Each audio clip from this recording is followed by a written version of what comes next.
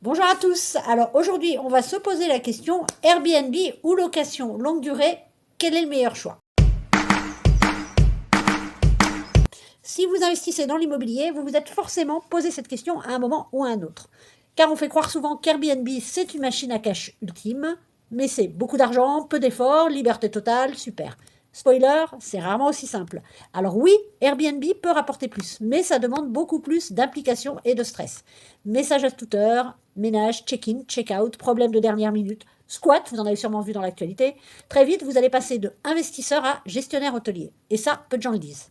Deuxième point important à ne pas négliger, la réglementation. Dans certaines villes, faire du Airbnb devient un parcours du combattant. Autorisation, déclaration, limitation, amende, un mauvais choix et c'est tout le projet qui est bloqué.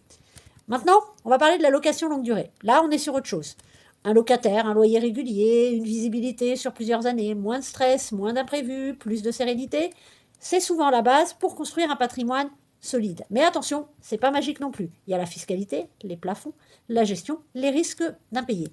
Donc en fait, la question est, est-ce que vous souhaitez maximiser vos revenus ou maximiser votre tranquillité? Est-ce que vous avez du temps ou bien vous voulez dormir tranquille? Est-ce que vous voulez optimiser à fond ou sécuriser sur du long terme? Airbnb, c'est bien pour vous si vous êtes dans une bonne zone, vous acceptez d'être très impliqué et vous aimez gérer. La location longue durée, c'est pour vous si vous voulez du stable, construire un patrimoine et que vous pensez à plus long terme. Mais surtout, ne faites pas votre choix parce que ça marche chez les autres. Chaque projet est unique, chaque situation est unique. Votre stratégie doit l'être aussi.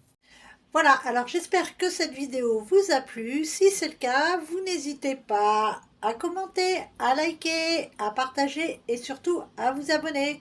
Quant à moi, je vous dis à très vite pour un nouvel épisode de Dis-moi Mama. Ciao!